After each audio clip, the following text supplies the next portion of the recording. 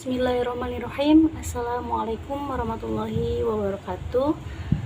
Saya Nur Fadila dengan NIM 214223130 ingin menjawab dari pertanyaan asesmen perbandingan pendidikan. Baik, saya akan bacakan dulu soalnya. Yang pertama, uraikan berdasarkan pengetahuan, pengalaman, dan perspektif saya tentang sistem pendidikan seperti apa yang ideal diselenggarakan di sebuah lembaga pendidikan. Nah, menurut saya yang ideal itu yaitu sebuah lembaga pondok pesantren serta penggabungan sekolah formal. Jadi keduanya itu memiliki kesinambungan, kan keduanya itu memiliki kekurangan dan kelebihannya masing-masing. Nah, dari kekurangan itu mereka saling melengkapi. Contohnya di pondok pesantren itu kebanyakan kasus yang telah ada yaitu ketika lulusan pondok pesantren tidak bisa menggunakan laptop. Nah, berbeda dengan lulusan yang sekolah formal, tidak mondok gitu ya. Mereka sangat melek akan teknologi, melek akan dunia luar. Nah, ketika digabungkan menjadi satu, itu akan menjadi suatu kombinasi yang menurut saya ideal, gitu. Jadi pemahaman agamanya sangat mendalam, akan tetapi untuk pemahaman teknologi atau dunia luarnya juga ada, gitu ya. Tidak ketinggalan zaman, jadi mengikuti zaman, tetap diikuti segala hal yang berkaitan dengan kehidupan sekarang ini. Gitu, karena yaitu saling melengkapi dan keselarasan gitu dalam keduanya itu. Oke, lalu kenapa saya memilih sistem seperti itu, memilih sistem pendidikan pondok pesantren yang ada sekolah formalnya, atau dikatakan salaf tapi ada lingkup ranah formalnya gitu. Dibilang modern tidak, karena ada pondok salaf yang emang menerima gitu sekolah formal kayak gitu ya, gitu. Jadi beda ya dengan pondok modern. Kebanyakan pondok modern kan yaitu tidak ada yang memakai kitab, tapi belum yang mengedepankan tradisi gitu. Kalau pondok pesantren salaf itu masih mengedepankan tradisi, entah sosial, budaya, terus attitude, pokoknya takzim kayak gitu masih ada ya, dan keselarasan kayak gitu. Lalu di sistem pendidikan yang saya maksud ini, yang ideal ini, itu yang juga mengintegrasikan pendidikan agama Islam yang mendalam dengan pengetahuan umum yang dibutuhkan untuk menghadapi tuntutan kehidupan modern.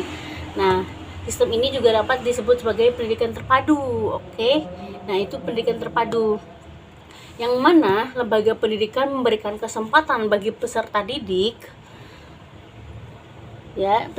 untuk mengembangkan potensi spiritual, intelektual, serta keterampilan praktisi mereka. Nah, secara mendalam. Jadi tadi spiritual, intelektual, dan keterampilan praktisi, seperti itu. Jadi itu secara mendalam ke tiga aspek tersebut. Udah dapat spiritualnya, intelektualnya, serta yaitu keterampilannya juga ada. Gitu. Nah, itu nggak hanya agama saja ya, karena emang di zaman sekarang ini tidak menuntut kemungkinan kita tuh harus belajar agama saja, seperti itu. Apalagi di dunia kerja sekarang semuanya itu harus ada gitu, harus bisa, serba bisa kayak gitu. Oke, mungkin itu. Lalu sistem pendekatan ini seperti apa sih Kak gitu ya, itu kan baru luarannya saja ya. Nah, oke. Jadi pendekatan pembelajarannya yaitu dalam sistem terpadu ini itu menekankan metode praktis dan kontekstual. Nah, misalnya atau contohnya nih, dalam pembelajaran ilmu fikih, siswa dapat diajak untuk menganalisis hukum Islam dalam pelajaran ilmu fikih, hukum Islam, dan memahami pemaparannya dalam konteks kehidupan modern seperti itu. Nah, sedangkan dalam mata pelajaran seperti biologi atau geografi itu konsep sains juga diajarkan dengan tetap memuat nilai-nilai Islam tentang keagungan ciptaan Allah dan tanggung jawab manusia sebagai khalifah di bumi. Nah, contohnya itu seperti ini. Ketika kita mengajarkan kepada murid-murid kita atau peserta didik kita tentang sains gitu atau biografi, itu kita harus menterkaitkan dengan ilmu agama. Contohnya ibaratkan kan kalau anak kecil kadang suka nanya kayak gini ya, Kak, Allah tuh bener ada ya gitu. Nah, apa sih Kak contohnya, apa pembuktiannya apa gitu kan. Nah, kita kadang dituntut untuk bisa menjawab hal tersebut. Nah, untuk pemahaman anak kecil tuh bagaimana gitu kan. Nah, kita pakainya ini perumpamaan atau kayak ibaratnya. Nih, nanti kasih pemahaman seperti ini. Ibaratnya listrik itu kan tidak terlihat. Kabelnya aja yang terlihat, tapi untuk aliran listriknya tidak terlihat. Tapi ketika kamu memegang aliran listrik itu, kamu terasa atau ada rasanya, rasa kesetrum gitu ya gitu. Nah, ibaratnya seperti itu. Allah itu ada tapi tidak terlihat. Nah, tapi bisa dirasakan sama kita dengan adanya keyakinan iman Islam, iman ihsan gitu kan, seperti itu. Jadi ibaratnya nanti kayak kamu lihat lampu itu menyala karena apa? Karena adanya listrik kayak gitu. Nah, itu Allah juga gitu, tidak terlihat namun bisa dirasakan. Seperti halnya ibaratnya kalau di dunia ini itu aliran listrik itu, kalau nggak percaya coba pegang aja listriknya, pasti ada gitu walaupun tidak terlihat. Nah, seperti halnya itu. Oke, untuk secara logikanya ya. Oke, seperti itu. Baik, langsung ke ini. Jadi secara keseluruhan sistem pendidikan yang menggabungkan pondok pesantren dan pendidikan formal ini menciptakan lingkungan belajar yang harmonis antara ilmu agama dan pengetahuan umum. Sistem ini mempersiapkan siswa untuk menjadi pribadi yang beriman, berpengetahuan luas, dan siap berkontribusi dalam masyarakat. Dan siswa juga atau lulusannya yaitu diharapkan memiliki akhlak yang baik, kecakapan berpikir, serta kemampuan untuk menjalani kehidupan secara islami dan produktif. Seperti itu. Lanjut ke pertanyaan yang kedua. Oke.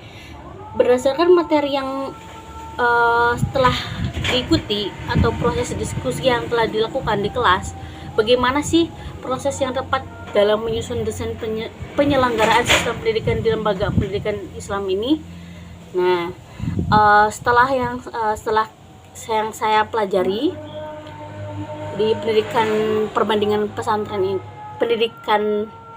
pendidikan ini, yaitu desain sistem pendidikan itu yang mana dapat berorientasi pada pendalaman dan pemahaman terhadap sistem pendidikan. Nah, berupa keunggulan dan menggali keunikan pada setiap base lembaganya. Nah, lalu setelah itu merumuskan prinsip kelembagaan. Adapun prinsip pengembangan lembaga pendidikan yaitu yang mana yang pertama itu berbasis pada kebutuhan.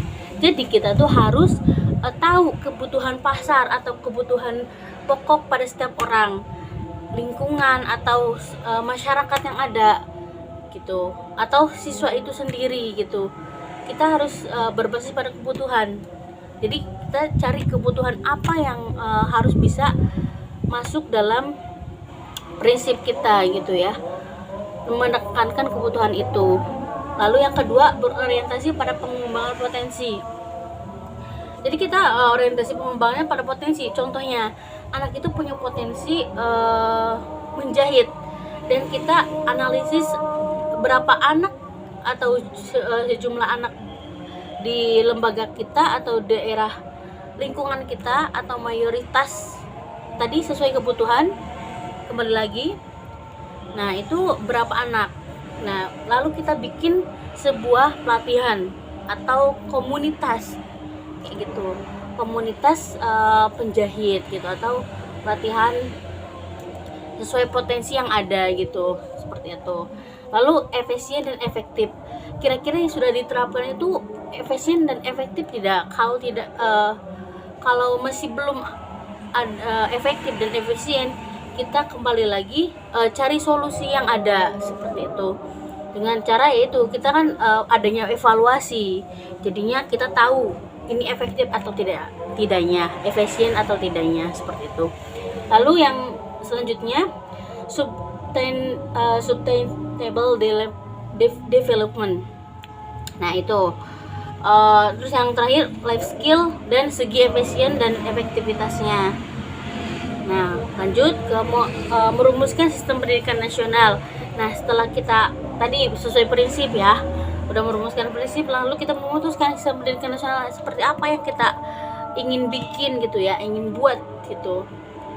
Nah kan ada beberapa nih, ada pendidikan pradasar, pendidikan formal yaitu SD dan menengah atau dasar dan menengah, terus pendidikan formal, pendidikan tinggi atau perguruan tinggi, pendidikan non formal yaitu TPA, bimbel dan pesantren, terus pendidikan informal ada ibu, ayah dan keluarga gitu ya.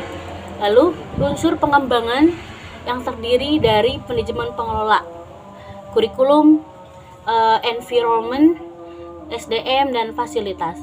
Nah, manajemen pengelola itu terdiri dari owner, developer, konsultan.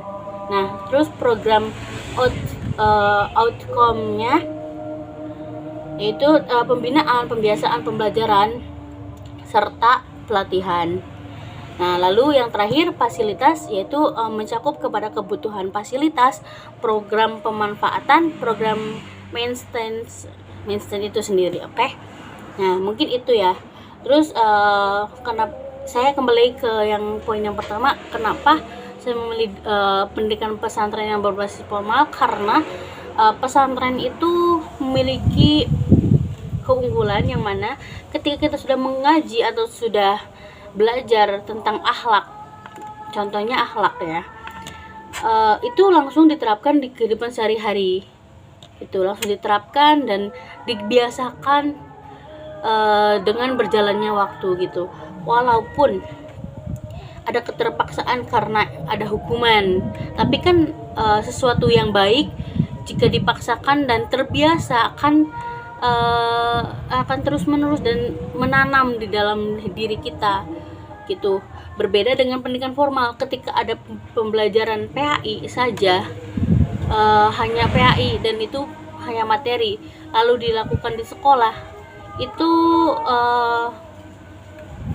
menurut saya belum efektif karena terdapat banyak kasus yang sekarang bermunculan, entah itu siswa membacok guru dipenjarakan oleh orang tua karena anaknya melapor, karena si anaknya tidak terima, lalu orang tua juga tidak terima gitu ya, padahal orang tua nggak tahu apa-apa. Seharusnya jika sudah dititipkan di sekolah ya itu konsekuensinya gitu, seperti itu, dan ya saling melengkapi. Jadi nanti itu sebuah hal yang menurut saya ideal dan terpadu, seperti itu, langsung dilakukan dan langsung ada hasilnya, seperti itu. Mungkin sekian saja penjelasan dari saya, kurang dan lebihnya mohon maaf. Wallahumma fiqil aqwamit thoriq. Wassalamualaikum warahmatullahi wabarakatuh.